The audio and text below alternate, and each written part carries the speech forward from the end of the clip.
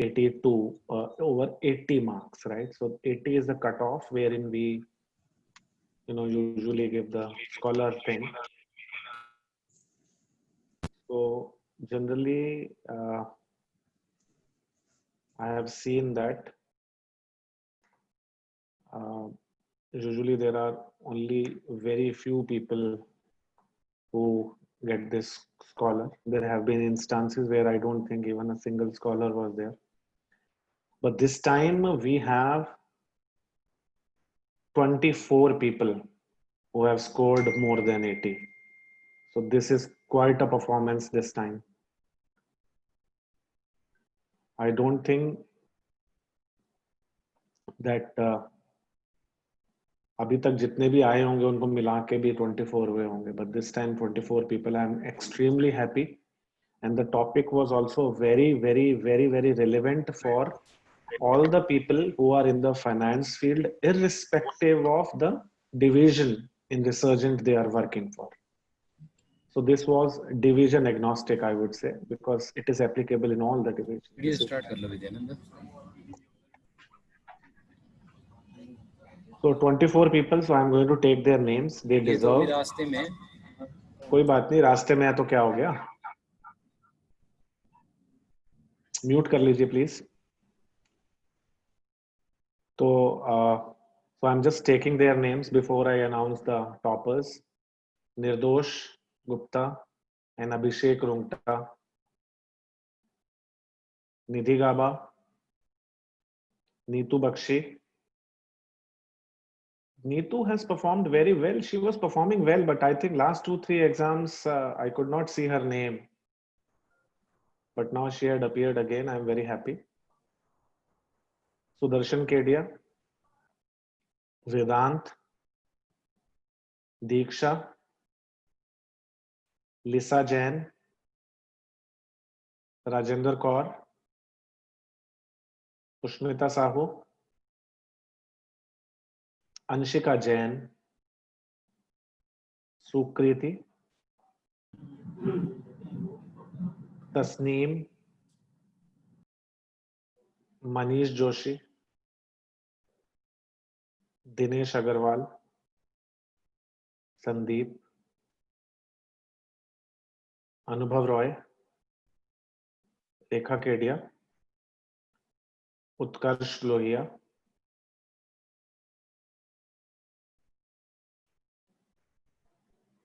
now I am coming to winners, right? Toppers.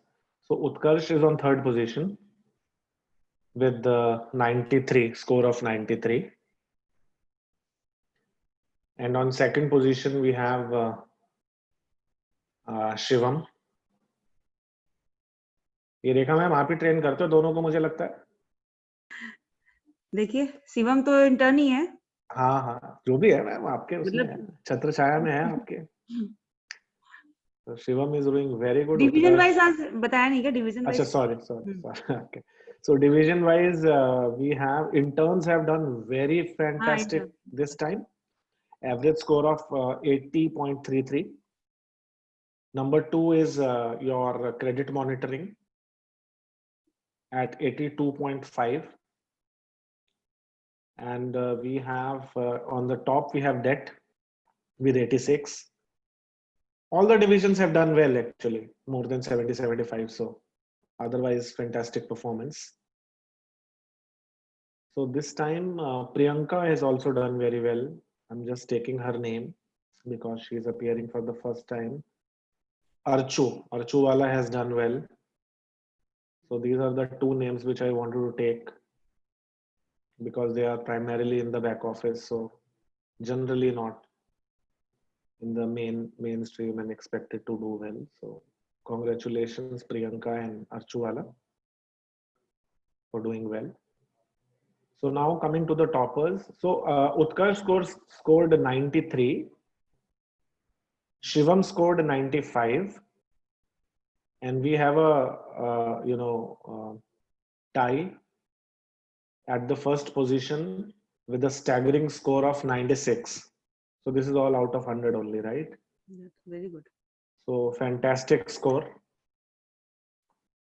So there are 3 people there. And I think मैंने बाकी नाम ले लिए हैं, तो गेस वर्क थोड़ा सा इजी हो जाता है आप लोगों के लिए। आशीष। आशीष का नाम है नहीं somehow, आई थिंक पता नहीं शायद एग्जाम दिया नहीं दिया, आई एम नॉट श्योर उसने, क्योंकि आशीष का नाम नहीं है। बाकी लोगों का तो नाम, बाकी टॉपर्स का नाम तो आ ही गया। आशीष, yeah, Ashish is there, sorry, just a sec, I think Ashish is there, I'm really sorry. Ashish is there on the second position. Ashish Gupta is also on 95.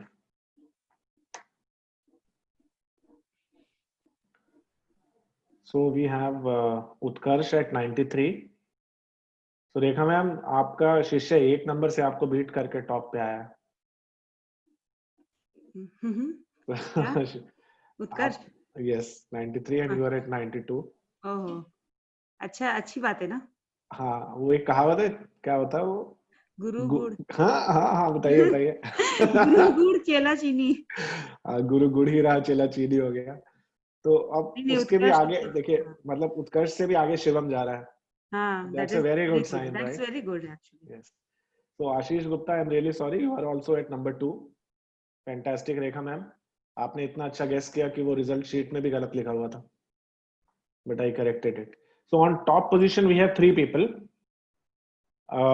So one is from Kolkata office. कौन होगा?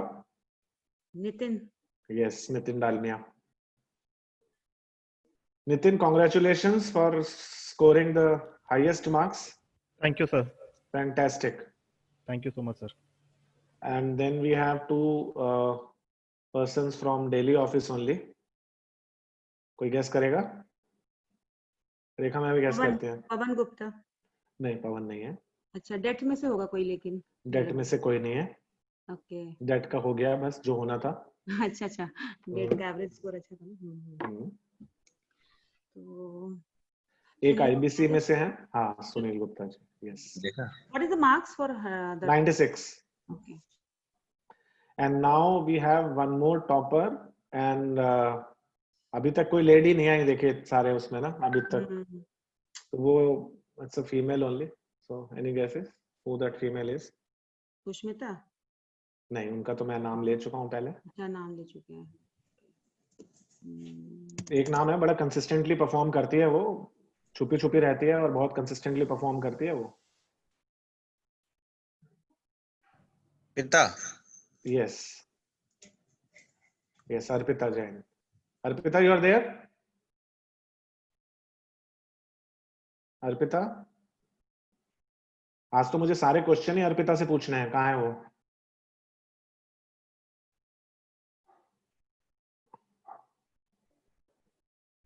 आतिश, अर्पिता नहीं आई है क्या? On the way होना चाहिए sir. तो अब तो उसको एंट्री मिलेगी नहीं, 9:15 बजे के बाद तो एंट्री बंद हो जाती है। Anyway, so let us start now. So we will start from where we left last time. We'll continue the discussion and try to finish today. So my screen is visible to you. My screen is visible? Yes yes. Okay. थोड़ा चलने में ना problem देता है शुरू में। So these were the categories of ratios we discussed: liquidity, leverage, then profitability, valuation or market ratios, and turnover or activity ratios. So I guess we have covered liquidity and leverage ratios, right? So we will start with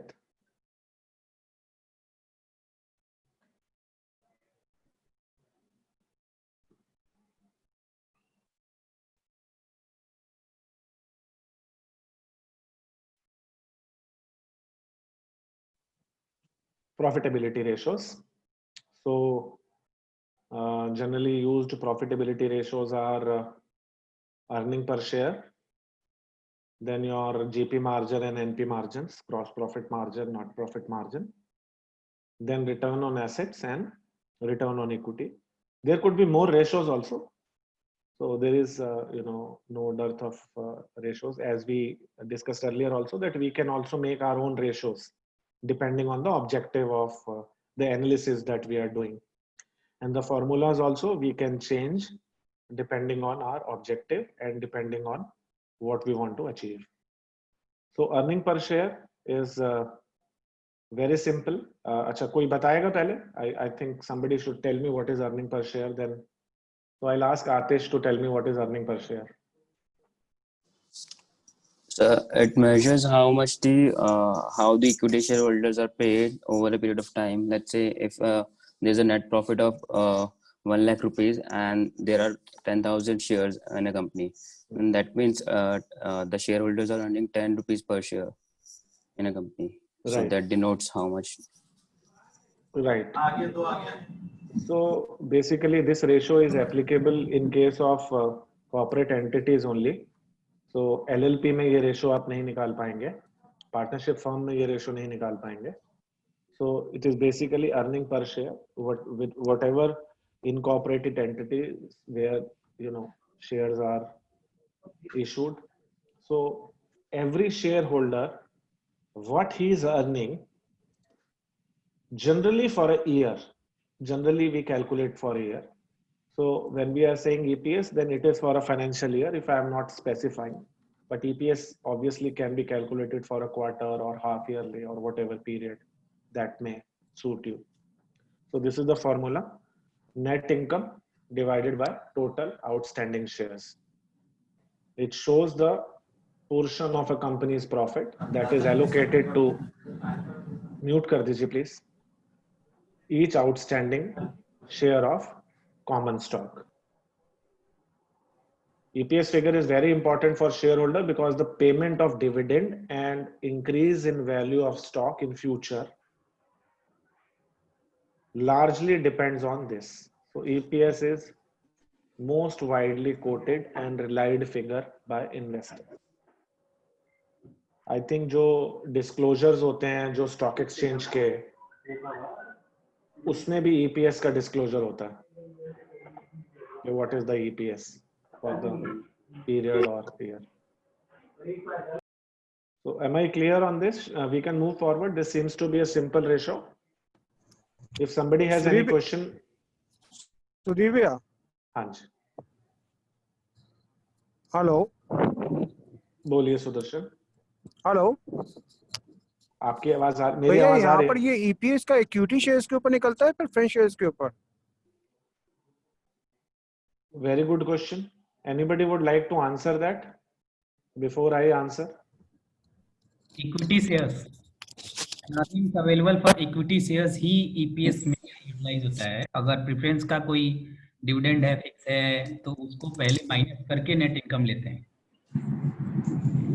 Correct. So it is written each outstanding share of common stock. So word written is common stock. If you can read clearly, it is written common stock. So common stock is equity shares, not the preference shares.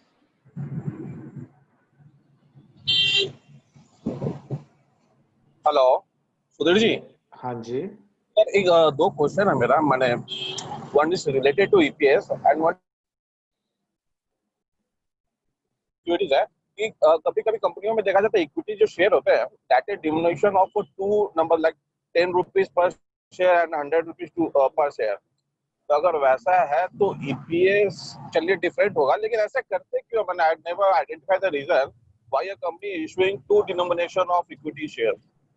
10 रुपया का भी है, 100 रुपया का भी एक ही company में. हाँ, तो वो जनरली वो प्रैक्टिस अवॉइड करनी चाहिए, लेकिन it sometimes happens that 10 rupees का शेयर भी होता है और 100 रुपीज का शेयर भी होता है. तो जनरली उस केस में जो 100 वाला शेयर होता है, it is treated as equivalent to 10 rupees shares. Right. लेकिन ऑब्जेक्टिव क्या होता है? मैंने I never identify the objective why what is the strategy for issuing two denomination of share in a company. देखिए, मुझे भी कोई बहुत ज्यादा इसके ऊपर क्लैरिटी नहीं है कि क्या ऑब्जेक्टिव है, क्योंकि कोई ऑब्जेक्टिव फुलफिल हो नहीं सकता इससे. आज के डेट में एटलीस्ट नहीं हो सकता, बिकॉज इतना ज्यादा कॉर्पोरेट गवर्नेंस है, इतना ज्यादा डिस्क्लोजर्स है इससे कोई बहुत ज्यादा ऑब्जेक्टिव सर्व नहीं हो सकता है, और बहुत रेयरेस्ट ऑफ रेयर ही है जो आप कह रहे हो। मतलब अभी लास्ट, मतलब मुझे नहीं याद, मैंने पिछली 1000 बैलेंस शीट में एक भी ऐसी देखी होगी जो आप कह रहे हो। 2 दिन तो निकली थी मेरे से, ऑब्जेक्टिव वाइज वही था दिमाग में आया, पर मेरे को पता नहीं क्यों कर रहे हैं। 2 बैलेंस शीट मिली थी आते में। So generally every day I am seeing a new balance sheet, okay, but I don't remember in last couple of years if I have seen such balance sheet where there are 2 denominations. Yes, there are certain partly paid shares, obviously, but 2 denominations in the same category of shares, that is common stock. It could be that common stock is 10 rupees and preference share is 1000 or 10,000 or 1 lakh, but within the same category I don't remember seeing in last few years. Generally अगर वो consolidation करना होता है तो वो जी कुछ होता होगा, नहीं लगता कि होता होगा। नहीं, आप मुझसे शेयर करिएगा एक बारी बैलेंस शीट जहाँ पे आपको ये मेरे पास है, मेरे पास मैं शेयर करता हूँ। आप मुझसे शेयर करिए, then we'll have a discussion on that. Then maybe I'll be able to give you a reason once I see the balance sheet and see if there are differential मैं rights share करता also. हूँ। Because these days, Invest- as per Companies Act, it is allowed. Hello. मैं share करता हूँ भैया आपके साथ वो बैलेंस शीट। So ये one- सॉरी डिस्कनेक्ट हो गया था। वो ईपीएस वाला जो ये प्रेफरेंस शेयर्स के ऊपर होता है, इक्विटी शेयर्स के ऊपर, equity shares, common stock. और ये जो आपने नेट इनकम, और इससे आपने नेट इनकम जो लिखा है that is profit after appropriation और बिफोर एप्रोप्रिएशन। अगर कोई अप्रोप्रिएशन है, जैसे कंपलसरी प्रेफरेंस शेयर का कोई डिविडेंड है मान लीजिए, उसके बाद एप्रोप्रिएशन के बाद में अगर कोई प्रेफरेंस शेयर है, रिजर्व्स की अप्रोप्रिएशन की बात नहीं कर रहा हूं, अगर कोई प्रेफरेंस शेयर का डिविडेंड देना है which has priority over common stock, उसके बाद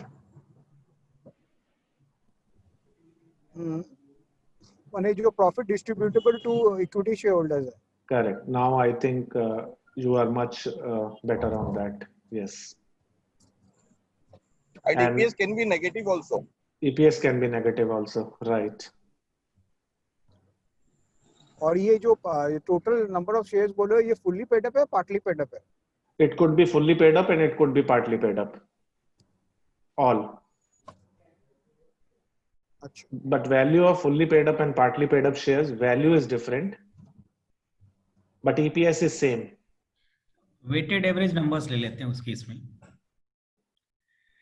Even partly paid up shares earn the same amount, so it should not be taken weighted average because they have the equal right. Only thing is that this is not called up, so better would be to take all. नहीं, number of total नहीं लेते हैं I think उसमें, क्योंकि उनका जो payment basically, अगर किसी ने 10 रुपए के शेयर पे 5 रुपए पे किया, ईपीएस अगर 2 रुपए है तो उसको 1 रुपए का अर्निंग है बेसिकली 5 रुपए के कंपैरिजन में, मतलब 20% का अगर रिटर्न है तो मोटा मोटा, तो that is I think that is the way to go in that. What I'm saying is, अगर किसी कंपनी के अंदर आपका 10 रुपए का शेयर है और उसमें 5 रुपए कॉल्ड फॉर हैं, अगर उसके 5 रुपए कॉल्ड फॉर हैं तो उसका अर्निंग पे पूरा राइट है, वो 5 रुपए देके उसको अर्निंग उसको मिल जाएगी। हो सकता है कि डिविडेंड इस साल नहीं अगले साल डिक्लेयर हो, अभी हम डिविडेंड की बात नहीं कर रहे हैं, हम ईपीएस की बात कर रहे हैं। तो उसका पूरे अमाउंट के ऊपर इक्वल राइट होता है। पार्टली पेड अप का भी, it can be fully paid up any day. आज फुल्ली पेड अप नहीं है तो कल फुल्ली पेड अप हो जाएगा। तो आप ये नहीं बोल सकते कि आज फुल्ली पेड अप है तो कल जो हमने पिछले साल जो कमाया था उस पे आपका राइट नहीं है। जी सुदर्शन। तो ये भैया डिविडेंड और अर्निंग पर शेयर में क्या डिफरेंस होता है? तो डिविडेंड इज बेसिकली जो हम डिस्ट्रीब्यूट करते हैं, और अर्निंग पर शेयर है जो हम अर्न करते हैं। तो it is not necessary, we will have that ratio also. नहीं मतलब इसका ऑब्जेक्टिव क्या होता है अर्निंग पर शेयर क्या डिटरमाइन करने के लिए? Okay, so basically earning per share, जैसे मैंने बताया कि एक कंपनी में अगर आपने इन्वेस्ट किया है तो उस कंपनी में आपका आपका जो पर्टिकुलर शेयर है वो कितना अर्न कर रहा है, आपको आज मिलेगा या कल मिलेगा वो, या नहीं भी मिलेगा?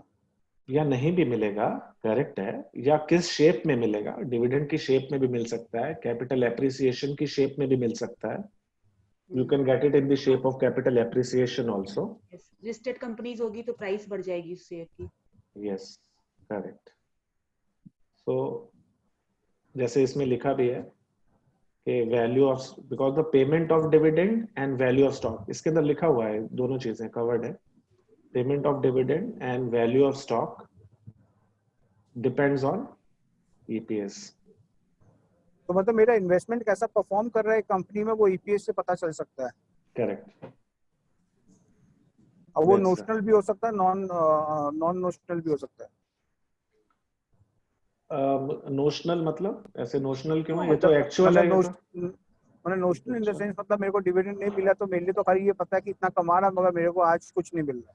करेक्ट है, ये मैं आपकी बात से एग्री कर लेता हूँ, ये मैं आपकी बात से एग्री कर लेता हूँ। और इसमें राइट ऑफ बोनस शेयर्स भी आ जाएंगे number of outstanding shares. Right of bonus share मतलब राइट इशू और बोनस शेयर्स भी आ जाएंगे ना सारे? नहीं, जो भी आउटस्टैंडिंग शेयर है, अगर बोनस इशू हो चुका है तो ईपीएस डाइल्यूट हो जाएगा ऑब्वियसली, और अगर बोनस में तो पैसा देना नहीं होता है, और जो भी आउटस्टैंडिंग शेयर्स हैं, this is what we are taking and it is at the end of the financial year और end of the reporting period. So whether this एक लास्ट क्वेश्चन है, whether my face value of the shares affect the EPS in any way? No, not at all. मैंने 2 रुपया हो 10 रुपया हो 5 रुपया हो हाँ, कोई फर्क नहीं पड़ता। नंबर ऑफ नहीं। शेयर से ही मतलब है, total number of shares. Yes. ठीक। सर हाँ। सर ये सर ये टोटल आउटस्टैंडिंग शेयर्स हम ये बोल सकते हैं कि जो total number of share subscribed. Yes, issued, yes. Correct. Not the authorized capital.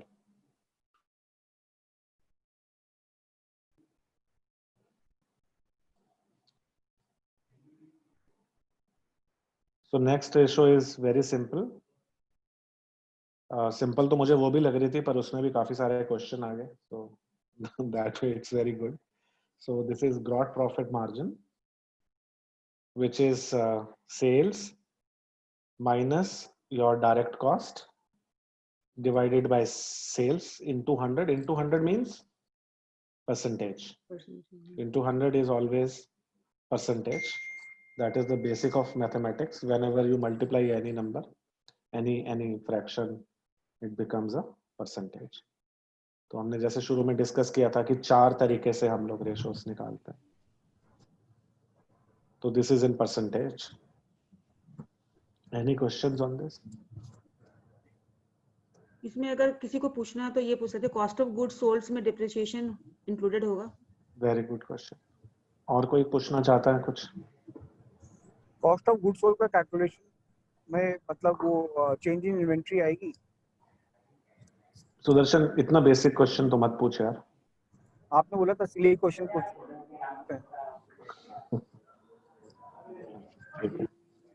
Change in inventory अगर आप नहीं रखोगे तो कॉस्ट ऑफ गुड्स सोल्ड आप निकालोगे कैसे? आप निकाल नहीं पाओगे ना, वो तो बेसिक है ना। चेंज इन इन्वेंट्री, ये hello, some disturbance is there.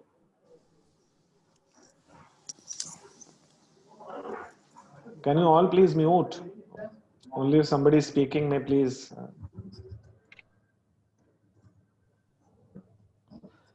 Rekha ma'am का क्वेश्चन है कि डेप्रिसिएशन ऑन मशीनरी आना चाहिए या नहीं आना चाहिए? कोई इसको आंसर करना चाहेगा? कॉस्ट शीट में तो नहीं आती है मेरे हिसाब से।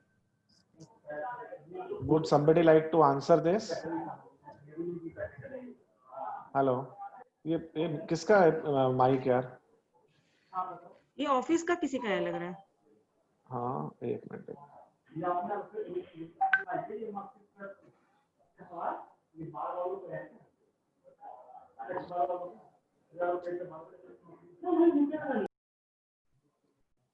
हो गया जी।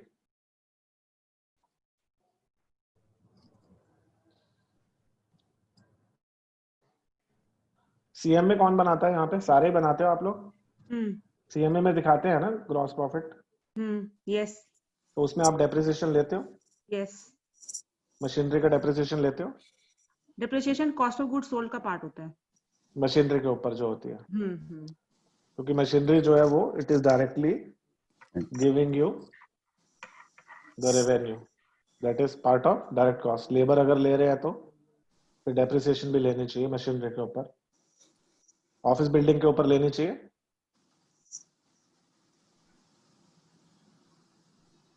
लेकिन डिप्रिसिएशन तो शायद सारा एक साथ लेते हैं, डिवाइड उसको डिवीजन तो नहीं भैया करते। सीएमए में तो अदर एडमिनिस्ट्रेटिव कॉस्ट भी लेते हैं कॉस्ट ऑफ गुड्स सोल्ड।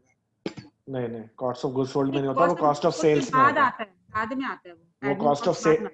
हाँ, that is in cost of sales. Yes वो बाद में आता है। तो बाद में नीचे आता है। So what I feel is personally, if we have to calculate real gross profit margin, then we should always take all the direct expenses, and to my wisdom, depreciation on machinery should be taken, but I think generally it is not taken. But जो CMA का जो format होता है, जो bank का जो मतलब एक स्टैंडर्ड फॉर्मेट है, उसके अंदर डिप्रिसिएशन पहले ही आता है। नहीं कॉस्ट ऑफ गुड्स सोल्ड जो उसका मतलब बना हुआ है ना, एक लाइन बाय लाइन जैसे निकालने का, तो after like deducting everything then cost of goods sold is भैया राइट। सुधीर भाई एक चीज बताओ, ये अपने जो ट्रेडिंग और पीएल अकाउंट बनाते हैं, ट्रेडिंग और पीएल अकाउंट, तो ट्रेडिंग अकाउंट में तो ग्रॉस प्रॉफिट जो बोलते हैं वो ग्रॉस प्रॉफिट है, ये ग्रॉस प्रॉफिट अलग अलग है क्या? It should not be. See मैंने आपसे बोला, देखिए ट्रेडिंग वाला जो बनाते हो आप, वो ट्रेडिंग फर्म्स के लिए होता है, उसमें मैम रेखा मैडम का क्वेश्चन जो है वो एप्लीकेबल नहीं है, क्योंकि ट्रेडिंग में प्लांट एंड मशीनरी पे डेप्रिसिएशन नहीं होता है।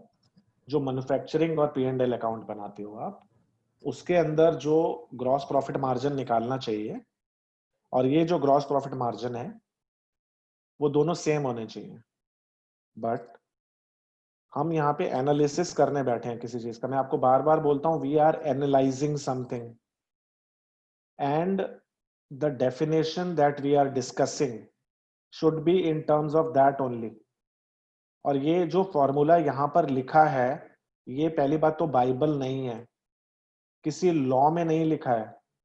हर एक ने मतलब मेरे पास कॉपीराइट है, मैं एक फॉर्मूला बना के डाल सकता हूं, मतलब I can do that. So I am just saying that कि अकाउंटिंग में क्या होता है, अकाउंटिंग स्टैंडर्ड क्या बोलते हैं, मैं तो उस पर नहीं जा रहा हूं।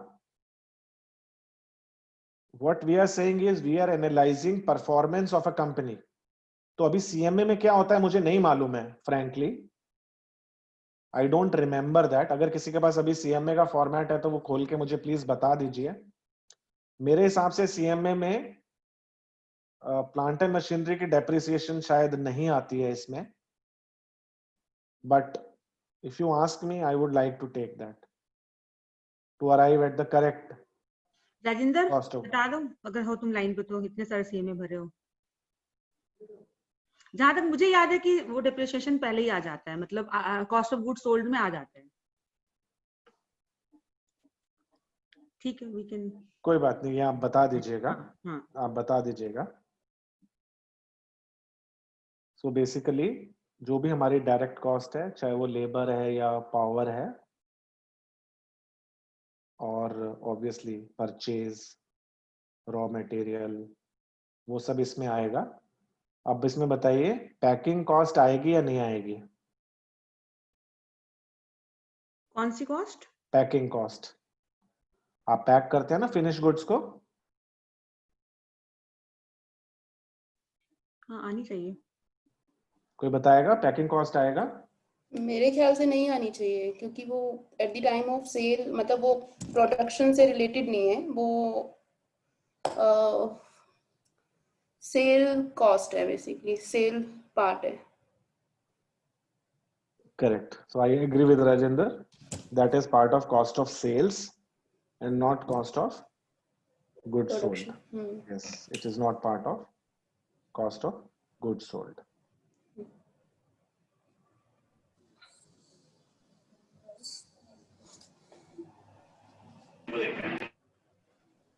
अभी आगे चलें? सुधीर भैया,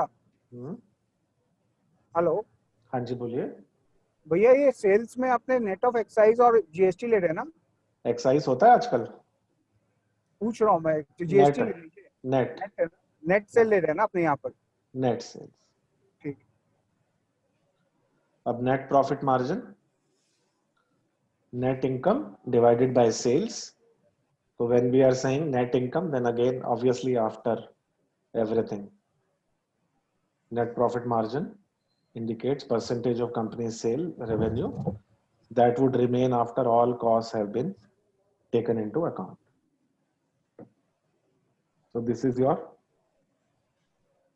profit after tax mainly. Is this equivalent to PAT? Hello? Yes, yes.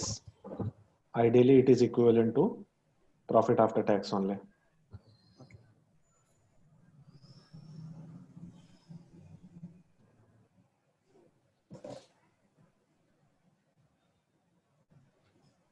अब ये बताइए कि अगर किसी कंपनी के अंदर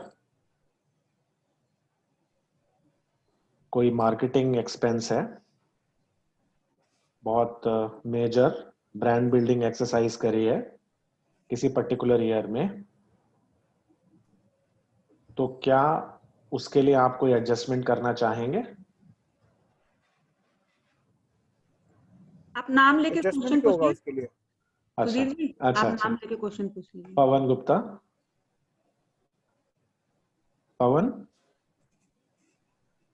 पवन यू आर देयर? पी से ही पूछता हूँ, पुष्मिता जी। सर इस केस में सर एब्रॉप्ट मार्जिन उस साल में दिखाई देगी, तो उसमें दो रेशियोज कैलकुलेट कर सकते हैं कि विदाउट एडजस्टमेंट क्या है मार्जिन और विथ एडजस्टमेंट मार्जिन क्या है, क्योंकि अल्टीमेटली अगर हमें पास्ट ट्रेंड्स में और फ्यूचर प्रोजेक्शन में अगर लेना है तो एब्रॉप्ट एक्सपेंसेस को एडजस्ट करके ही लेना होगा। तो दो रेशियोज कैलकुलेट कर सकते हैं सर। वो डिप्लोमेटिक आंसर मत दीजिए कि दोनों ले लीजिए। तो आपने आंसर एकदम ठीक दिया। Fantastic. That if there are any extraordinary items appearing in a particular year which we feel will not occur in future, then we should adjust those. बिल्कुल ठीक आंसर दिया मैम आपने। और दो रेशियोज निकालने की हमारे को क्या जरूरत है? हमने कोई बैंक में कुछ सबमिट नहीं करना है, हम अपनी अंडरस्टैंडिंग के लिए अभी बात कर रहे हैं। मतलब उसको एडजस्ट मतलब कहने मतलब उसी साल डेबिट कर देंगे क्या सारा? हाँ। नेट इनकम में आप ऐड कर दीजिए एज इफ कि वो एक्सपेंस था ही नहीं, क्योंकि उसका बेनिफिट फ्यूचर में आपको मिलने वाला है। एक बड़ी इंटरेस्टिंग बात बताता हूँ आप लोगों को कि ये काम इनकम टैक्स वालों ने भी करना शुरू कर दिया स्टार्टअप्स के केस में, कि व्हाट दे डू इज कि जितना भी ये लोग अपना कैश बर्न करते हैं, जो डिस्काउंट्स देते हैं ना, ये लोग बहुत ज्यादा मेजर डिस्काउंट्स देते हैं ना, उसको उन्होंने टैक्स करना शुरू कर दिया है, ये कह के कि इसका फ्यूचर में आपको बेनिफिट मिलेगा, तो ये आपका I will not treat this as a deductible expense under section 36। तो same logic is there. But actually वो सही है या गलत है मैं उसकी बात नहीं कर रहा हूँ। वही मैं सोची, जब फ्यूचर में बेनिफिट मिलेगा तो फ्यूचर में तो फिर आप टैक्स लोगे ना। अगर सुधीर भैया जस्ट टू सबमिट, अगर सपोज कोई 500 करोड़ रुपया का आपने एडवर्टाइजमेंट कॉस्ट किया है, तो उसको तो ओवर द इयर्स ही आप राइट ऑफ करेंगे, तो एड बैक करने का दरकार क्या है उसको? Not necessary, it is not necessary कि आप over the period of right of करेंगे, आप सेम ईयर में भी राइट ऑफ करते हैं। अगर सेम ईयर में राइट ऑफ करते हैं तब जाके एड बैक करना आप बोल रहे हो? मैंने बोला कि कोई भी एक्स्ट्रा ऑर्डिनरी आइटम जो हमारे को लगता है कि फ्यूचर में नहीं होगी, मैंने खाली एडवर्टाइजमेंट एक्सपेंस की बात नहीं करी, मैंने एक जनरल स्टेटमेंट दिया है। तो अगर आपने उसको ऑलरेडी डेफर किया हुआ है तब तो कोई दिक्कत वाली बात ही नहीं है, वो तो अगले साल भी आएगा, उससे अगले साल भी आएगा, उससे अगले साल भी आएगा। हाँ, मतलब डेफर किया हुआ है और उसी ईयर का ले रहा हूँ, तब तो एड बैक करने का दरकार नहीं है। अगर बिल्कुल, उस एक ही ईयर में अगर सारा एक्सपेंसेस मैंने डाल दिए।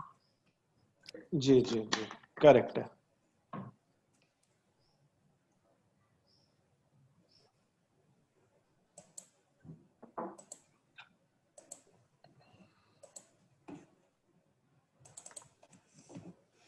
आगे बढ़ते हैं। So return on asset.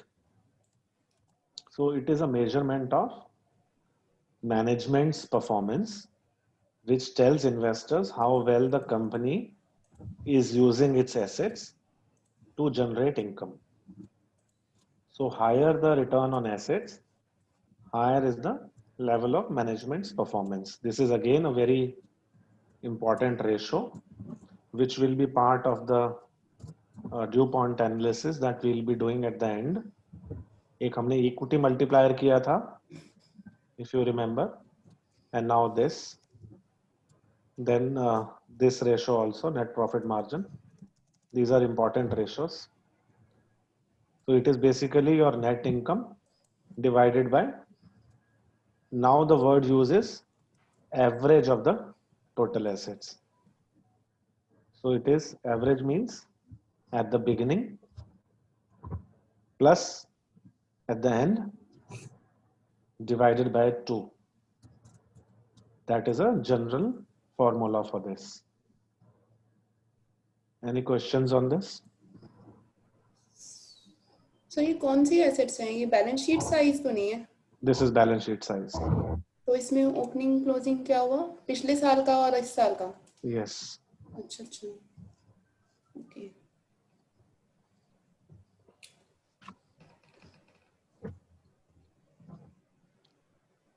Any questions on this?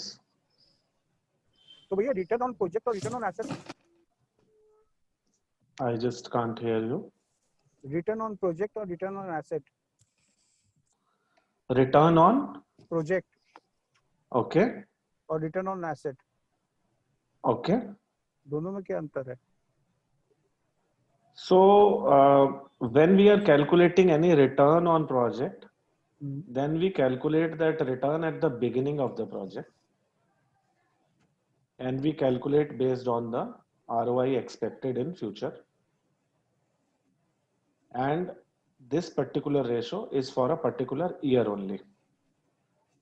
तो मतलब आप So प्रोजेक्ट की every year return on assets will be different. But when you are calculating return on project, it is calculated initially based on the projections. And there is a single figure for the entire life of the project.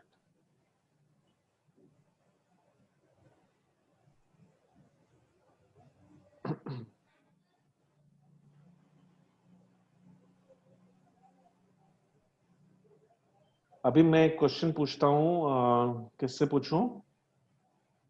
Rajendra से। राजेंद्र, अगर मेरा opening assets जो थे वो 100 थे और साल के एंड में मैंने 100 रुपीस के एसेट्स और खरीद लिए 31 मार्च को, तो मेरे साल के एंड में 200 हो गए और साल में मैंने 10 रुपए कमाए 15 रुपए कमाए, सॉरी, तो मेरा रिटर्न ऑन एसेट क्या होगा? जो एसेट्स परचेज किए हैं वो बिल्कुल साल के एंड में किए हैं? यस, 31 मार्च को। तो उसको तो लेना ही नहीं चाहिए फिर हमें, आई थिंक। हाँ, तो क्या मेरा रिटर्न होगा? 15 रुपए कमाए, 15%। Very good, this is a fantastic answer. So I'm just saying that I gave you a formula that it is average of the total assets from the beginning plus end divided by 2. That is only a generalized assumption that I am adding my assets equally throughout the year. But as Rajendra said, we should not even consider taking the assets acquired on last date, because those assets would not have given me any kind of return during the year. I have not been able to use those assets to earn any income. उसका तो return मुझे अगले साल पता लगेगा जाके. तो ये तो मिसलीडिंग हो गया भैया ratio. No, there is no ratio is misleading unless you are not able to use it properly. I always say from the very beginning, I'm telling you, these are the ratios which are given. इसका आप केवल logic समझिए, आप इसको use कैसे करना है ये आपके ऊपर है, और यूज करना भी है या नहीं करना है, again that needs to be seen. इसीलिए अलग अलग पार्ट्स में डिवाइड किया है. लिक्विडिटी रेशो अलग है, सॉल्वेंसी अलग है, प्रॉफिटेबिलिटी अलग है, वैल्यूएशन रेशो अलग है. बैंकर को अगर लेंड करना होगा तो वो वैल्यूएशन रेशोज देख के क्या करेगा? कंपनी का शेयर हो सकता है बहुत अच्छा परफॉर्म कर रहा हो, बहुत अच्छी वैल्यूएशन रेशोज हो, बट कंपनी के अंदर लिक्विडिटी ही ना हो, तो बैंकर तो लेंड नहीं करेगा. So ratios again I am saying these are for. हाँ जी सर, मैं पूछ रहा था कि अगर हम लोग ये मार्च 1 में परचेस करते तब क्या करेंगे? बहुत अच्छा क्वेश्चन आपने पूछा. मुझे लगता है राजेंद्र ही आंसर दे पाएगी इसका. नहीं तो मैं देता हूँ. Rajendra. Sir proportionately I think उसको 1 महीने का वेटेड एवरेज करके कुछ करेंगे फिर. करेक्ट. तो आइडियली हमें वेटेड एवरेज ले लेना चाहिए, और 200 को हमें 1 का वेट दे देना चाहिए, और 100 को हमें 12 का वेट दे देना चाहिए, जो भी है. मतलब you calculate that way, you will be able to arrive at weighted average total assets. वो बहुत इजी नहीं होता है कैलकुलेट करना, इसलिए यहाँ पे टोटल एसेट लिखा हुआ है, but weighted average is always a better major.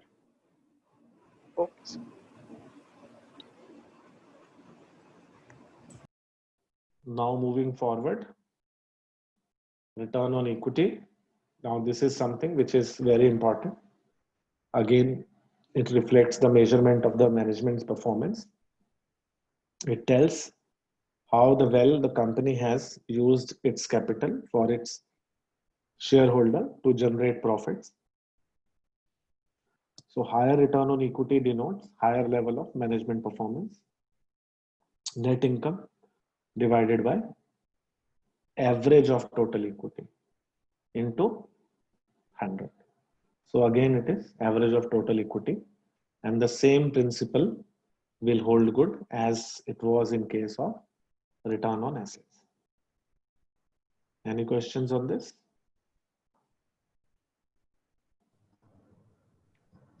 Return on equity और return on capital employed same होता है? Return on equity and return on capital employed बिल्कुल भी सेम नहीं होता है. Equity paid up share capital है ये. नहीं, इक्विटी कैपिटल तो डेट कैपिटल भी हो गया ना. Equity we are talking about only equity, but capital means equity as well as debt. Yes, capital means everything. Capital means debt also, and this is plain vanilla equity. तो जब हम capital employed बोलते हैं उसमें working capital भी आ जाता है क्या? जब हम कैपिटल एम्प्लॉयड बोलते हैं तो उसमें हम लॉन्ग टर्म कैपिटल की बात कर रहे हैं, वर्किंग कैपिटल नहीं है.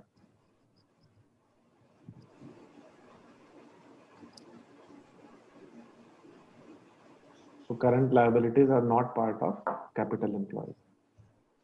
Only permanent capital, be it preference shares or debentures or long-term loans,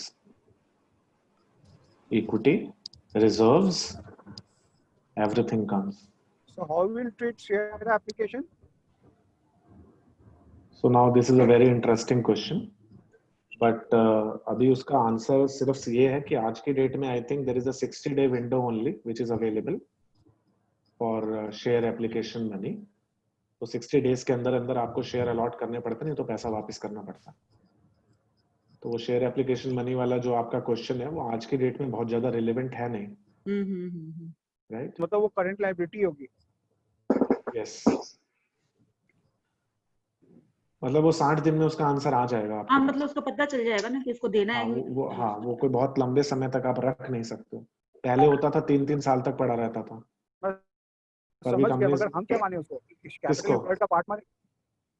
share application को कैपिटल एम्प्लॉयड का पार्ट माने? शेयर एप्लीकेशन मनी अगर आपके साल के एंड में आई है, हाँ आप उसे कैपिटल एम्प्लॉयड का डेफिनेटली पार्ट माने। आप शेयर एप्लीकेशन को आप डेफिनेटली पार्ट माने, क्योंकि आप मान सकते हैं कि इंटेंशन शेयर इशू करने की थी, तभी वो पैसा आया है। पर वो You can यूज तो treat 2 ही this. महीने के लिए हुआ होगा, मैक्सिमम 2 महीने के लिए यूज। बट वैसे ही सुदर्शन, मैं आपको एक बात बता देता हूँ, मतलब अगर आप थोड़ी भी अच्छी कंपनी के बारे में रेशो एनालिसिस करेंगे जहां पे कॉर्पोरेट गवर्नेंस फॉलो होता है, तो वहां पे ये प्रॉब्लम नहीं आएगी, पहली बात। और जिस कंपनी के अंदर कॉर्पोरेट गवर्नेंस फॉलो नहीं होता है, उसके अंदर आप कोई भी रेशो निकाल लो, आपको आंसर गलत ही मिलेगा। तो मतलब आप मेरे please वाले सारी कंपनीज में तो गलत ही निकलेंगे तब। आपके वाली कौन सी कंपनी? इंसॉल्वेंसी में जा रही है। जो स्ट्रेस में नहीं, गलत क्यों निकलेंगे? ऐसा क्यों सोचते हो आप? स्ट्रेस में होती है। देखिए अभी हमने limitations of ratio analysis we'll do, वो लेटर पार्ट है, तो इसलिए मैं अभी उसको टच नहीं कर रहा हूँ। But what I am saying is कि अगर शेयर एप्लीकेशन मनी आपके पास कहीं आती है, तो by all means you treat it as okay, but अगर फर्स्ट मार्च ऑफ कैपिटल क्योंकि अनलेस यू हैव अगर reasons to believe. Sudhir ji हाँ जी, ये बोल रहे कि 1 मार्च को, क्योंकि आपने बोला कि 2 महीने में तो ये रिटर्न होना ही है, तो ऐसा हो सकता है कि शायद ये 1 मार्च को आया हो और 31 मार्च को बैलेंस शीट में दिख रहा है, तो उसमें but that is being used only for a month only ना। तो मैम आपको ऑडिटेड रिजल्ट्स कब अवेलेबल होते हैं? 31 मार्च का जो आता है वो एंड में वो आता, तो मतलब हमारे पास अक्टूबर तक है नेक्स्ट ईयर में। तब तक तो पता लग ही जाएगा शेयर एप्लीकेशन मनी वापस हो गई नहीं हो गई। हाँ ठीक है, लेकिन आप कौन सा 31 मार्च रियल की टाइम बैलेंस बेसिस? शीट में हमें एवरेज टोटल इक्विटी में इसको लेना है कि नहीं लेना? नहीं लेना चाहिए ना मैम, अगर नहीं लेना वापस हो चाहिए। गया तो मत लीजिए ना आप उसको, अगर वापस हो गया तो आप मत लीजिए। ठीक। हेलो। हाँ जी, हाँ सर, टोटल इक्विटी में आपका रिवैल्यूएशन रिजर्व भी आएगा क्या? हाँ तो अच्छा क्वेश्चन है। Anybody would like to answer this question कि whether we should take revaluation reserves और नॉट? भैया ये तो टॉपर, आज जो टॉपर है उसको पूछना चाहिए। आज टॉपर कौन है? अर्पिता गुप्ता से पूछते हैं। अर्पिता, अच्छा बहुत अच्छी बात बताई तुमने। अर्पिता पता नहीं है ही, अच्छा आज है। Arpita you have joined now और व्हाट? एनीवे सुनील जी बता दीजिए। Sunil ji revaluation reserve actually if you consider sir, voice आपका इको हो रहा है, आप इकट्ठे बैठे हो शायद, आप और सुदर्शन। एक जना म्यूट कर दो यार कुछ। हाँ अब नहीं आ रहा होगा सर। जी सर उसमें ऐसा है कि बिकॉज रिवैल्यूएशन का मतलब ये है कि I am actually value my assets eight the correct value, correct price और करेंट वैल्यू। तो I should consider as a part of my equity, because then actually it is giving me the correct return on my assets. Perfect. I 100% agree with you. Be considered. Yes. So Shivam, that answers your question. Hello. Thing that I would like.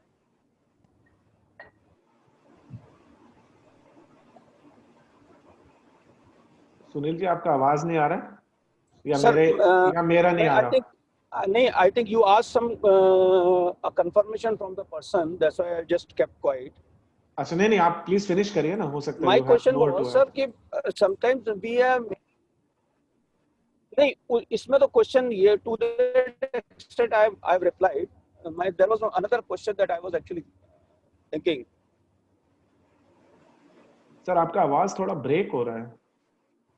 My question is basically, sir, when we are actually making a lot of investment in our subsidiaries and other entities, which are important for my organization, for the business itself, but should be considered in capital employed or not?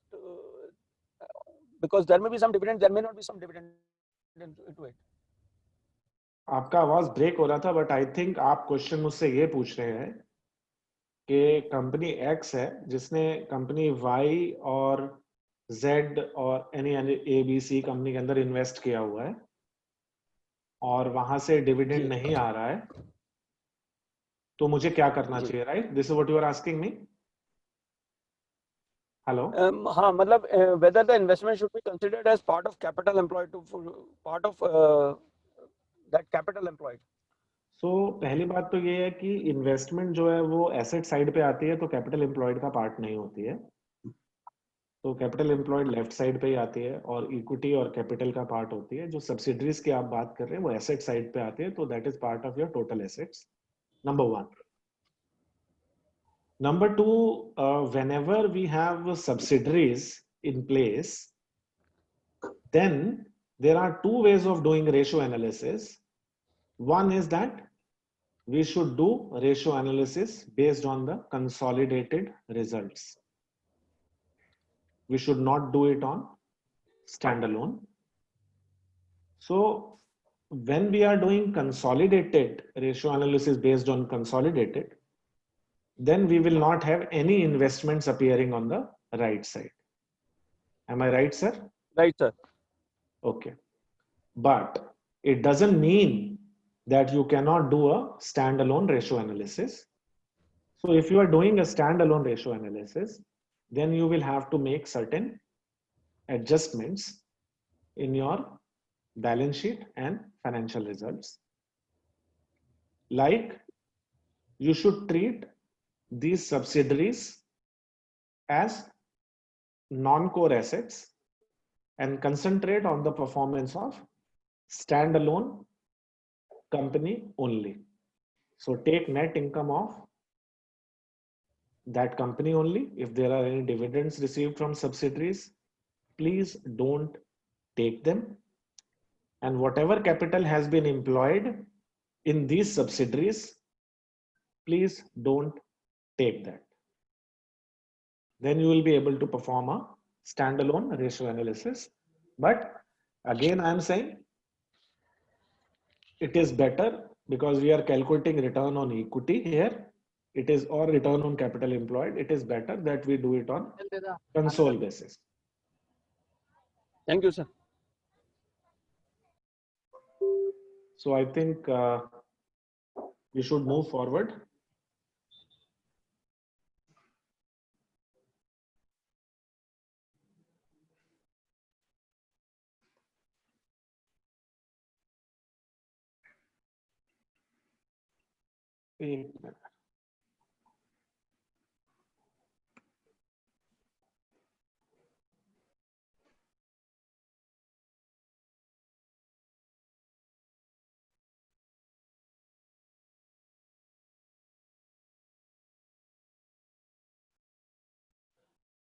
Okay, so return on equity.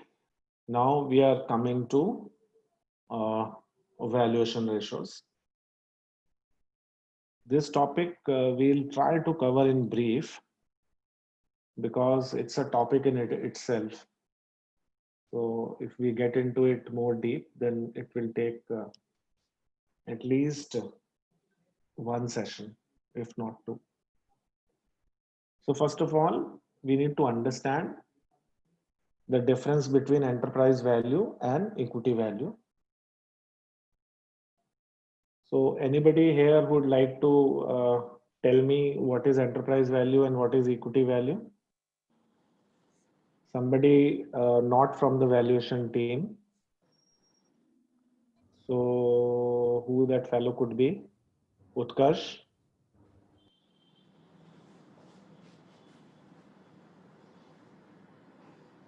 Utkarsh, you are there.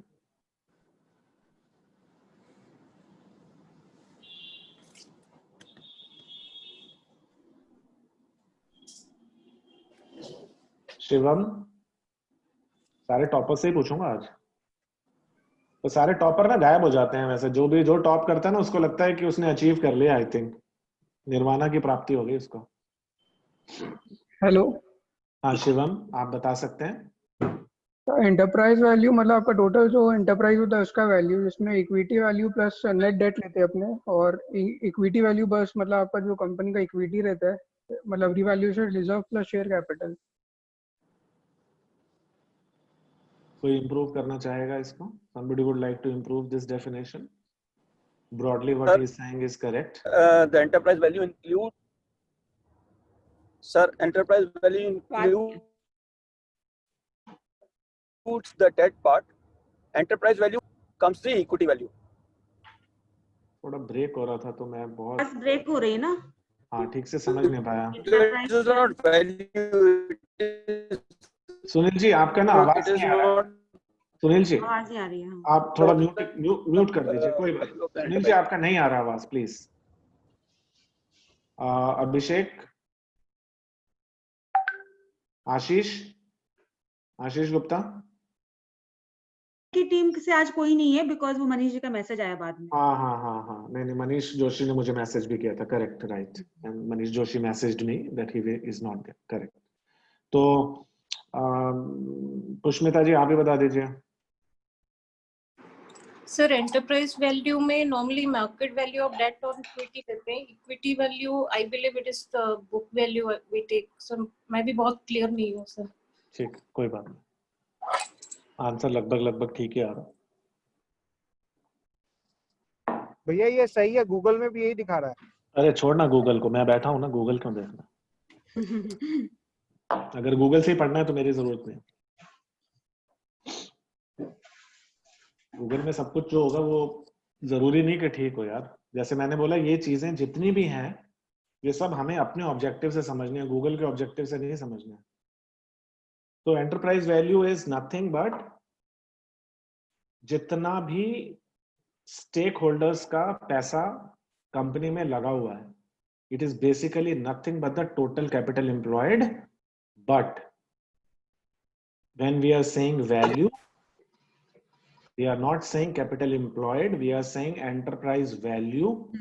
It means market value. Market value. So we are saying value, word used is value, equity value, enterprise value. So it is always market value. So it is market value of equity plus market value of debt plus market value of preference shares other capitals minus minority minus cash. एक minute, I think I have written the formula. तो ये enterprise value is equivalent to market capitalization? No, market capitalization is your equity value. Equity value हो गया वो तो। Price of the share is equity value. तो ये नीचे formula दिख रहा है आपको? नहीं दिख रहा भैया। Common shares plus preferred shares plus market value of debt plus minority interest minus cash and cash equivalent. भैया स्लाइड दिखाई नहीं दे रही है sir. Minus cash and equivalents, हाँ दिख रहा है तो। चलिए कोई बात नहीं, मैंने बता दिया। माइनॉरिटी इंटरेस्ट क्या हुआ? माइनॉरिटी इंटरेस्ट जब हम कंसोलिडेटेड बैलेंस शीट बनाते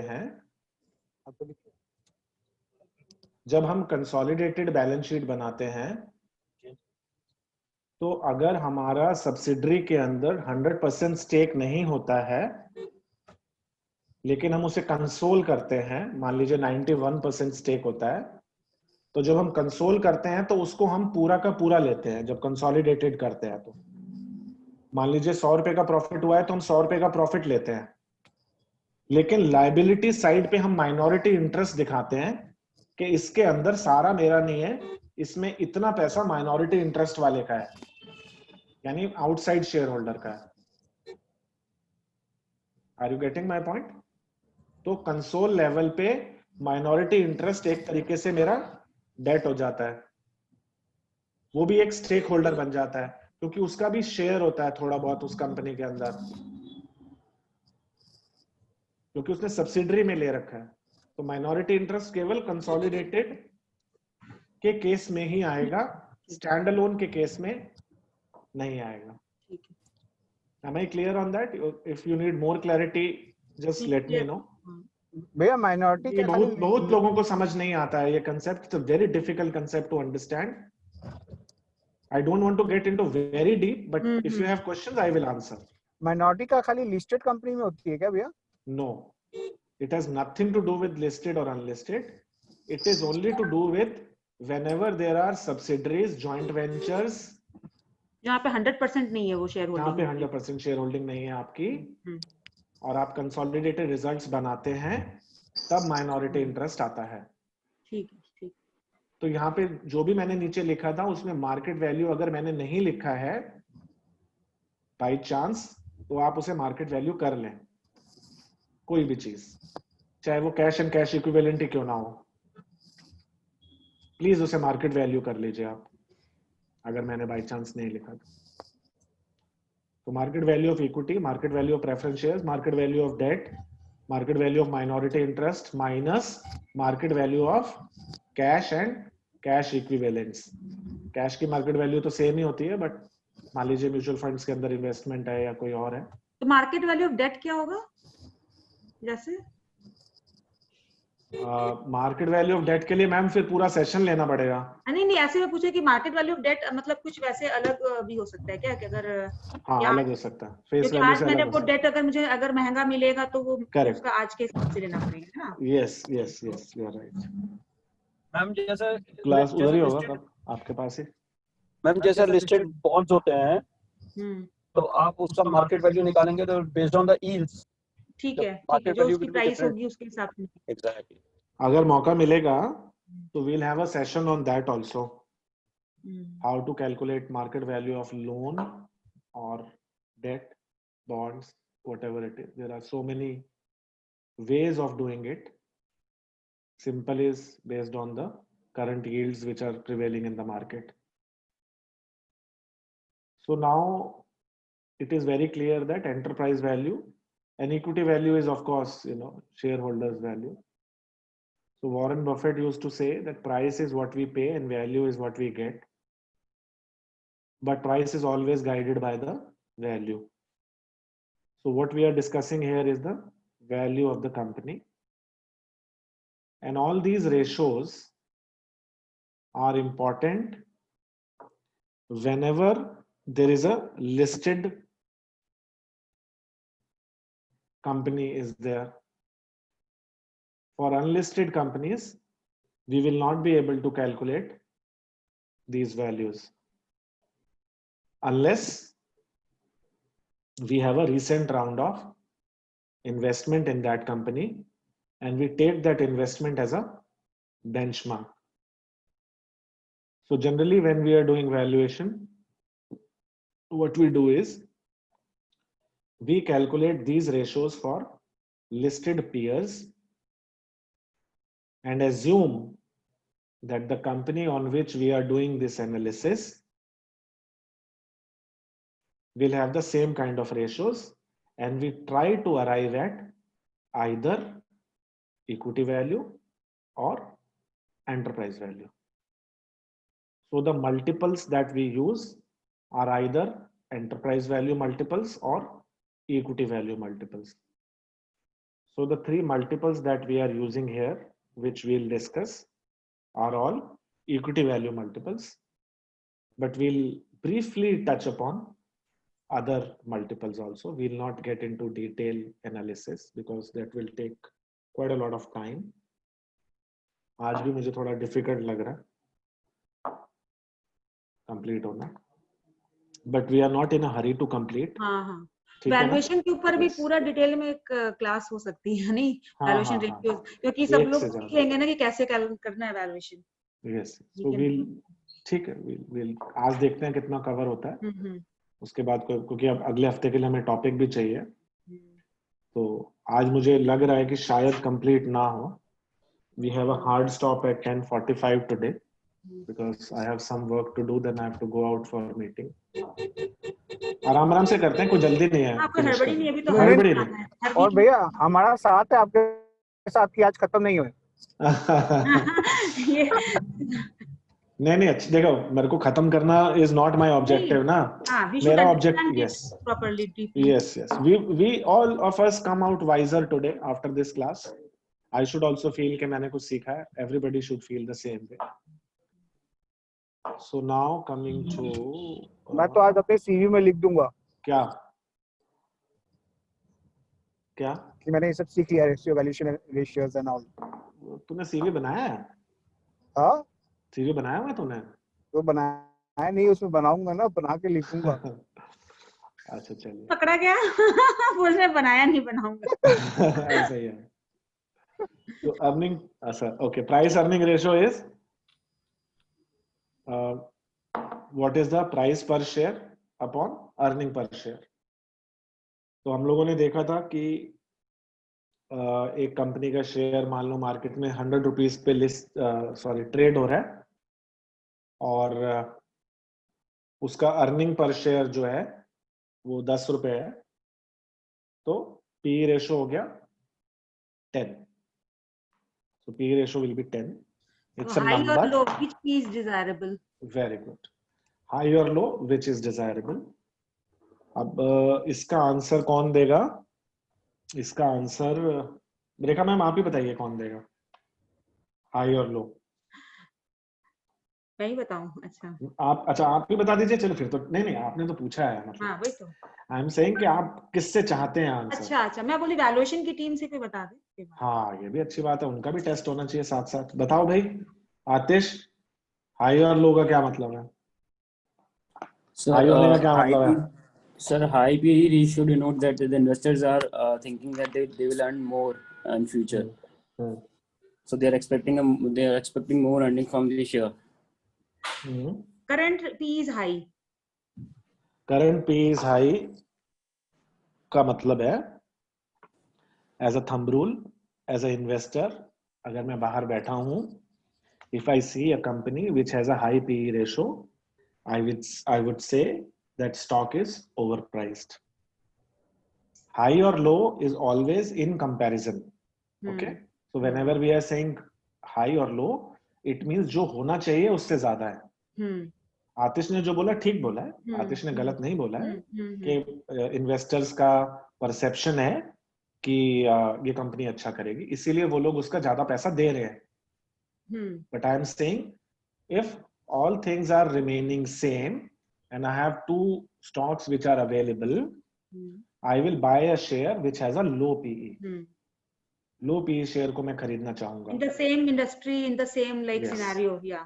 Yes, remaining all things those same. will be comparable like with other industries. अगर 10 कंपनीज को हम कंपेयर कर रहे हैं अगर एक ही सेम इंडस्ट्री से, then we can see कि अगर जिस कंपनी की लो पी है तो वो फ्यूचर में शायद वो हाई पी उसका मतलब बराबर हो सकता है, then we should invest in that stock. Yes. That is sir इसमें एक चीज है, price is over a period of time, तो price of share will be taking the average of the year. That's a basic question, and I'm again saying what is my objective. Okay, if my objective is to invest in that share, I will take price which is prevalent as on date, क्योंकि उसी price पे तो मुझे मिलेगा। अगर मुझे खरीदना है तो मुझे एवरेज पे तो कोई देगा नहीं। जब मैं बाजार में खरीदने जाऊंगा 100 रुपए का शेयर अगर है, जो मेरा प्रॉफिट हुआ है वो तो ड्यूरिंग द ईयर हुआ है। नहीं तो इस प्रॉफिट ट्रांजैक्शन नहीं हो पाएगी ना उस प्राइस पे जो पहले की प्राइस थी। हाँ तो प्राइस तो मुझे, अब बहुत अच्छा क्वेश्चन है सुनील जी, मैं एक्चुअली ये क्वेश्चन पूछना चाहता था, आप ही ने पूछ लिया।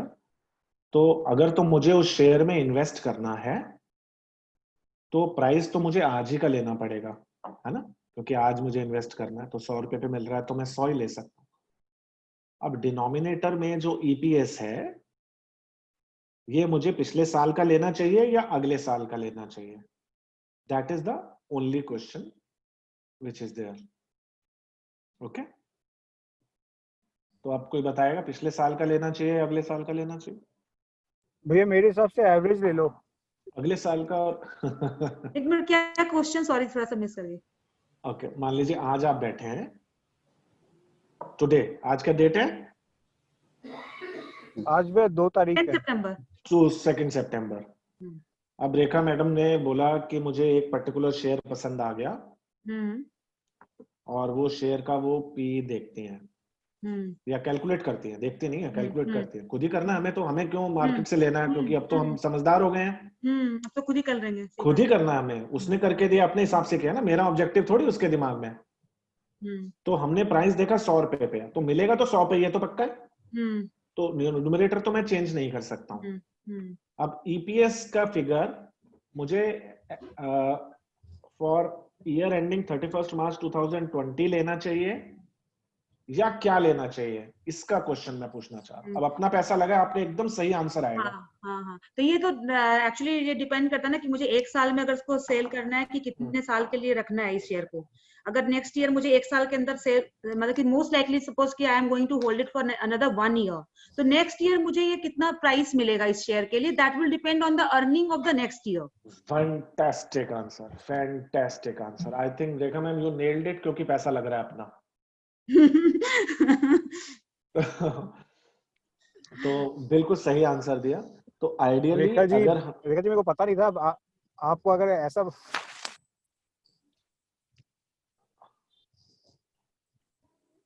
तो आइडियली मुझे फॉरवर्ड अर्निंग लेनी चाहिए, लेकिन फॉरवर्ड अर्निंग मे और may not be available. So theoretically हम ट्रेलिंग 12 मंथ्स लेते हैं। ट्रेलिंग 12 मंथ्स जो भी, क्योंकि क्वार्टरली रिजल्ट्स अवेलेबल होते हैं कंपनियों के, लिस्टेड कंपनीज के, तो हम ट्रेलिंग 12 मंथ्स ले लेते हैं। अदरवाइज आइडियली फ्यूचर ही लेना चाहिए और हमें प्रोजेक्ट करना चाहिए आगे क्या पीई रेशो मिलेगा, और उस बेस पे अब इसके अंदर इसी रेशो का एक और इम्प्रूवमेंट है which will answer certain queries, which is price earning to growth ratio. तो जैसे अभी हाई और लो की हम बात कर रहे थे, तो एक कंपनी का प्राइस अर्निंग रेशो 12 है, 12 है, एक का 15 है। तो आइडियली मुझे लगता है कि मुझे 12 वाली में इन्वेस्ट करना चाहिए, लेकिन what is more important is the EPS growth rate. जैसे रेखा मैम ने बोला ना कि अगले साल क्या होगा, तो वो क्या डिफाइन करेगा, जो ईपीएस का ग्रोथ रेट है, तभी तो मैं फॉरवर्ड मल्टीपल निकाल पाऊंगा, फॉरवर्ड ईपीएस। मल्टीपल कैलकुलेट हो पाएगी। तो EPS growth rate is very important. So price earning divided by EPS growth rate is your PEG ratio, and ideally it should be less than 1 to invest in a particular stock. तो PE ratio और PEG ratio जो है वो थोड़ा refined है. It measures the company's value that takes into account future growth, क्योंकि हमें तो इन्वेस्ट फ्यूचर के हिसाब से करना। सर इसका थोड़ा सा क्लैरिफाई करेंगे, इसमें जैसा प्राइस अर्निंग आया अपना 3, okay, and growth rate, EPS growth rate is 5%. Now 3 divided by 0.05 or 1.05? 3 divided by 5. 5, okay.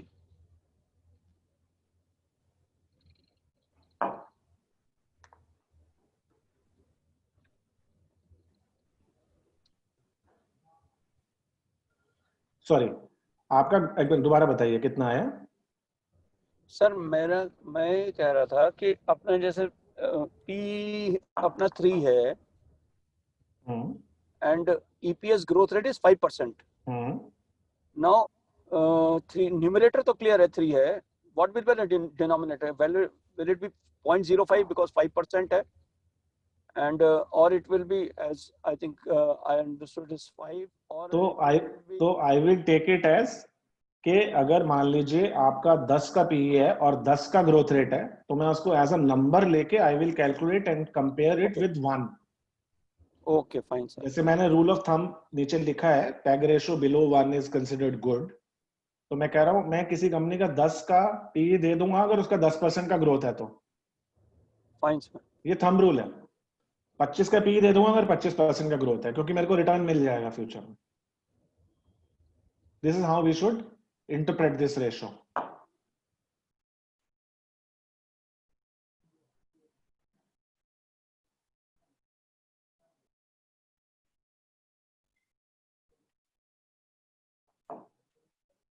Now this is dividend yield ratio, which is not very frequently used but should be used.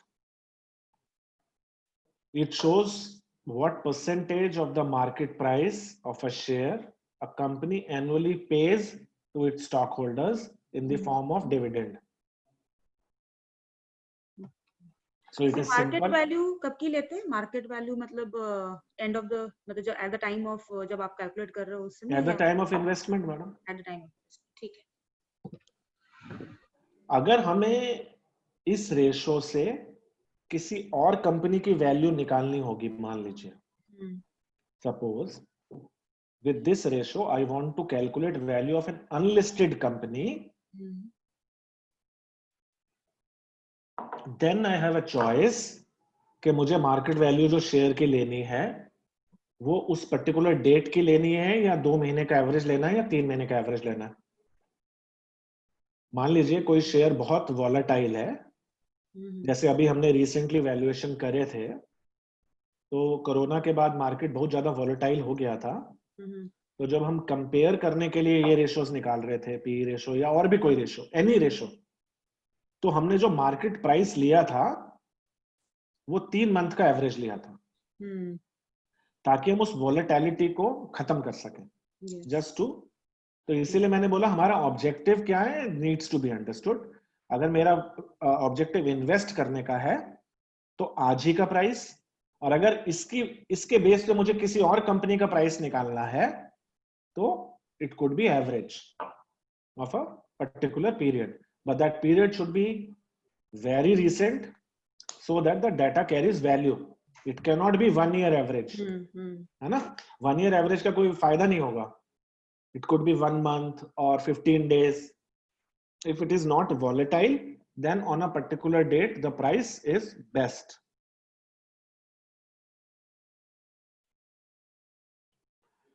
So what happens is, if you are a very conservative investor and if you see there is a great fall in the market, then generally invest in high yielding dividend shares because it protects you from fluctuation. Yes, because see, आप किसी company के share में जब invest करते हैं, जैसे हमने शुरू में भी बात करी थी, दो चीजों के लिए, डिविडेंड एंड प्राइस.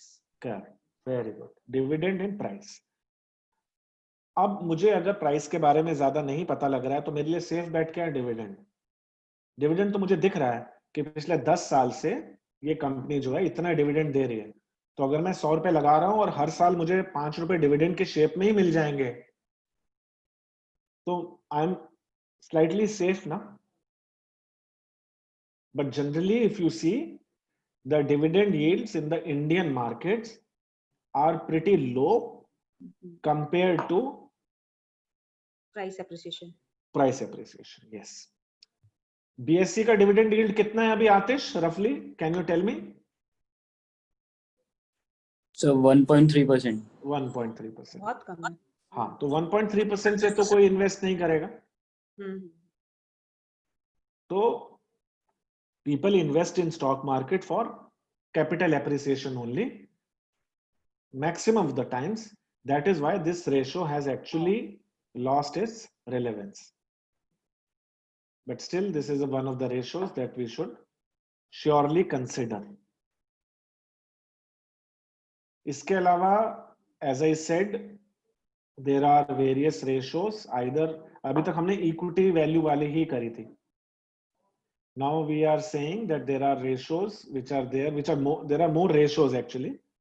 So अगर मैं एंटरप्राइज वैल्यू की रेशियोज की बात करूं तो EV by sales is 1 ratio, EV by EBITDA is 1 ratio, और प्राइस की अगर मैं बात करूं तो price to sales, price to book and price to cash flow. So these are also the ratios which are used. Then एक बार लोगों के लिए प्राइस मतलब यहाँ पे जो बोल रहे हैं प्राइस ऑफ मार्केट प्राइस. हाँ, market price of share. Market price, अच्छा, मार्केट प्राइस यहाँ पे जो प्राइस टू सेल्स लिखा है ना मैम? हाँ sir, exactly. It is market cap. Okay, market cap. It is market capitalisation to sales. ठीक है, ठीक है. और प्राइस टू जो बुक लिखा है वो price per share to book value per share, और प्राइस टू कैश फ्लो जो लिखा है वो market capitalisation divided by cash flow available to equity share holders. Okay और ईवी बाय सेल्स जो लिखा है वो total enterprise value divided by total sales and total enterprise value divided by EBITDA. Then there are certain industry specific ratios also which are generally used, like enterprise value to subscribers, enterprise value to reserves. Here are not the reserves, P&L वाले reserves नहीं है ये जैसे oil और mining companies हैं, उनके जो reserves होते हैं, जैसे किसी के reserves इतने metric tons के हैं तो उसकी enterprise value इतनी होनी चाहिए। So that is the ratio. So then enterprise value to the capacity, जो आपने capacity install करी हुई है. So these are also some of the ratios which are used. And there could be hundreds of such ratios. Depending on your purpose, you can arrive at those ratios. And these ratios are very important, very useful when we are negotiating a deal also. जब किसी से हम कोई company खरीदते हैं या बेचते हैं तो वो अपना प्राइस ज्यादा बताता है, आप अपना कम बताते हो, तब ये रेशियोज काम आते हैं। आप बोलते हो अरे ये देखिए इसका रेशियोज तो यही है, तो आपके इतने सब्सक्राइबर्स हैं तो इतनी वैल्यू से ज्यादा होना ही नहीं चाहिए, या आपकी कैपेसिटी इतनी है तो इससे ज्यादा नहीं होना चाहिए। So all those things, so ratios help in taking decisions and help in negotiation also.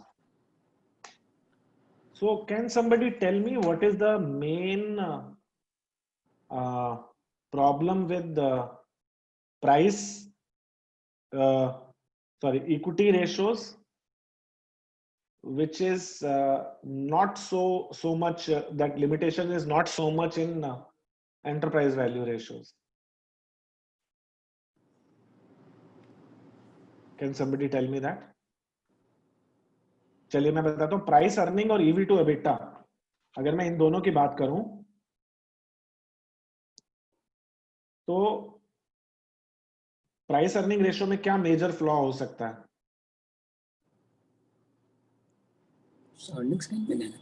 Hello, तो प्राइस अर्निंग रेशियो में मेजर फ्लॉ ये हो सकता है कि Earnings can be negative. नहीं वो तो ठीक है, वो बात नहीं कर रहे अभी हम, वो ठीक है आपकी बात। नेगेटिव होने पे तो यूज कर ही नहीं सकते। अगर मान लीजिए अर्निंग नेगेटिव, चेंज बहुत ज्यादा फ्लक्चुएट होता है। नहीं प्राइस की बात नहीं है, हम बात करें ईपीएस की और एबिटा की। तो ईपीएस जो है उसके मैनिपुलेट होने के चांसेस ज्यादा होते हैं और एबिटा के मैनिपुलेट होने के चांसेस कम होते हैं। EPS can be easily manipulated through accounting policies, but EBITDA cannot be manipulated or can be manipulated only to an extent. So EBITDA is a good measure than earning per share. But if you have a very good corporate governance, then these issues are more or less resolved, or you can look into these accounting policies of the company and make adjustments if required. जैसे किसी ने accelerated depreciation ले लिया है तो EPS उसका बहुत कम हो जाएगा या नेगेटिव हो जाएगा। So those you can make those adjustments also. As I always say, make adjustments in the ratios whenever you feel the need of. तो वैल्यूएशन रेशियोज आज इतना ही टच कर रहे हैं, डीप में नहीं जा रहे हैं कि पीयर एनालिसिस कैसे करते हैं और दूसरी चीजें। नहीं भैया मत जाओ भैया, क्योंकि क्वेश्चन भी वैसे बनाओगे नहीं तो आप तो। नहीं वो मैंने कवर किया ही नहीं है प्रेजेंटेशन में, तो उसको मैं इसलिए ले ही नहीं रहा हूँ। उसके लिए अलग टॉपिक अगर बोलोगे कि कंपेरेबल एनालिसिस कैसे करते हैं तो उसके लिए अलग क्लास हम कर सकते हैं। हाँ, एक क्लास अलग से कर सकते हैं। टू बी वेरी ऑनेस्ट, ये वैल्यूएशन वाला रेशियो तो एकदम आज रॉकेट की तरह ऊपर से निकला है। एक बार मुझे लगा सुधीर जी वैल्यूएशन रेशियोज जो है ना अच्छे से डिटेल में थोड़ा सा एक बार समझे, आप लोग जैसे वैल्यूएशन करते हैं पूरी एक्सरसाइज। मतलब मैं तो टाटा कर रहा था, खाली ऊपर से जा रहा था रॉकेट। तो ठीक है, मैं देखता हूँ, इसमें मैंने कोई क्वेश्चन बनाया है क्या? ठीक है, ओके डन। इसके लिए अलग से करते हैं क्लास। सर क्या क्वेश्चन भी बन चुके हैं? नहीं क्वेश्चन नहीं हो नहीं वो मैं नीचे कोई क्वेश्चन बना देता हूँ ना पूछने के लिए। वैल्यूएशन के ऊपर मैंने कोई क्वेश्चन पूछा नहीं है एक्चुअली। अभी हम पिछली बार तो किए थे ना कुछ प्रैक्टिकल क्वेश्चंस। जी सर। इस बार तो अभी तक कोई नहीं किया, तो आज तो मुश्किल ही लग रहा है। 10:37 हो अच्छा गया। था वो, लेकिन प्रैक्टिकल क्वेश्चंस करने से लोगों को क्लियर हो गया था सारा कुछ। हाँ। अरे मैडम आपका सही चला गया तो क्लियर हो गया, हमारा तो गलत हो गया। तुम्हारा कहाँ से गलत हो गया?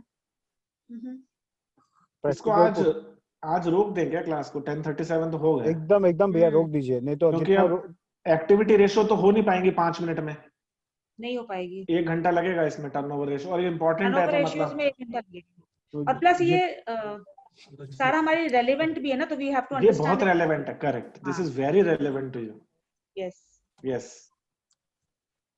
तो आई थिंक कोई क्वेश्चन है तो पूछ लीजिए, टाइम है हमारे पास। क्वेश्चन नहीं भैया, निवेदन है। हाँ बताओ। कि क्वेश्चन इस बार थोड़ा सा है ना, मतलब हल्का बनाइएगा भैया। नहीं बहुत हल्के थे पिछली बार। पिछली बार बहुत मुश्किल क्वेश्चन थे, पर मैंने पढ़ाया इतना अच्छा, सबके अच्छे नंबर आ गए। सही में। तो अच्छा चलिए, इस बार क्वेश्चन कौन कौन दे रहा है? भैया आपको ना टॉपर्स को एलिमिनेट करना होगा 1-2 क्लासेस के लिए, दूसरों को भी आगे बढ़ने का मौका मिलना चाहिए। 100%। कौन देगा? टॉपर, सारे टॉपर्स से क्वेश्चन बनवा लीजिए। ना उनसे बनवाएंगे तो कैसे चलेगा?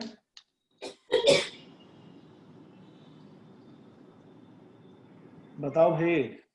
आतिश। Yes sir. 1 वैल्यूएशन टीम से बनाना है सर। हाँ 1, you are 1। और सर इस बार ऋषभ को इंक्लूड करिए। चलिए, ऋषभ इज 2। वो आज क्लास में नहीं आया, उसकी हियरिंग थी, तो सुनील जी आप उसको इंटीमेट कर दीजिएगा। जी सर। ऋषभ हो गया, आतिश हो गया, और नितिन डालमिया नितिन है। अरे ये सब टॉपर लोग है कॉल पे, एक्चुअली कॉल आ गया उस क्लाइंट का। सुजॉय आप उसको बता दीजिएगा, उसको क्वेश्चन भेजने हैं। भैया सुजॉय ने बताया तो सुजॉय को ही पकड़ लीजिए। चलिए सुजॉय आप भी बता दीजिए। सुजॉय, नितिन, आयुष मित्तल। पिछली बार तो आयुष मित्तल भेजा था। नहीं, पिछली बार भेजा है यार। आयुष मित्तल पिछली बार भेजा, रिपीट नहीं करते हैं। तो रोहन को बोल दीजिए। अंशिका जैन। अच्छा अंशिका जैन, ठीक है। Anshika you are there? Yes sir. ठीक है, तो आप क्वेश्चन बना के मुझे भेजिएगा। और हो ही गए मुझे लगता है। नहीं हो गए? हो गए। हाँ एक बार रिवाइज कर लीजिए, नाम किसको किसको बोला है फिर। ठीक है। हाँ अंशिका, नितिन, ऋषभ, सुजॉय, आतिश और आतिश। तो ये 5 लोग हैं। क्वेश्चन बना के भेजेंगे, और क्वेश्चंस रिलेवेंट होने चाहिए, इसी टॉपिक पे होने चाहिए ऑब्वियसली, जो आज पढ़ा है क्लास के अंदर, और हल्के होने चाहिए, और भारी होने चाहिए। इनडायरेक्ट पूछिए, एकदम इनडायरेक्ट पूछिए, और लेकिन कोर्स से बाहर से नहीं होने चाहिए बस। क्वेश्चंस बहुत कंफ्यूजिंग नहीं होने चाहिए। क्वेश्चंस और मैंने क्वेश्चन जो भी भारी पूछेंगे उसका आंसर भी होना चाहिए उनके पास। आंसर के बिना तो यार क्वेश्चन कैसे देगा कोई? नहीं कंफ्यूजिंग क्वेश्चंस नहीं होने चाहिए जिसका लगे कि 2 आंसर सही हैं। ठीक है, क्योंकि हाँ हो सकता है ऐसा 2 आंसर वाला क्वेश्चन, क्योंकि देखिए रेशियो एनालिसिस जैसे मैंने बोला, ये तो ऑब्जेक्टिव और चीजों के ऊपर डिपेंड करेगा, इसलिए क्लियरली क्वेश्चन को डिफाइन करना बहुत जरूरी है। कोई भी असम्पशन है वो क्लियरली डिफाइन कर दीजिए। और क्वेश्चन और बीसीसी आरआईएल में कर देना। बीसीसी आरआईएल में कर देना, ठीक है, डन। चलिए, all the best for today and your coming exam. Bye bye, we'll continue same time next week, same place. Till then, do whatever you want to do, but don't trouble your mother. आप तो भैया ऐसे बोल रहे, लगता कोई रंगोली जैसा नहीं होता है कि नहीं देखा, हमको समझ आ गया मैं क्या कर रहा हूँ। Yes I understand. सीजन आने वाला है ना, इस बार तो होगा आई थिंक ना, सीजन आने वाला है, क्योंकि तो इससे तो फर्क नहीं पड़ता, कोरोना से अंदर ही रहना है सबको। यस अगली बार मैं एंट्री भी वैसे ही करूंगा।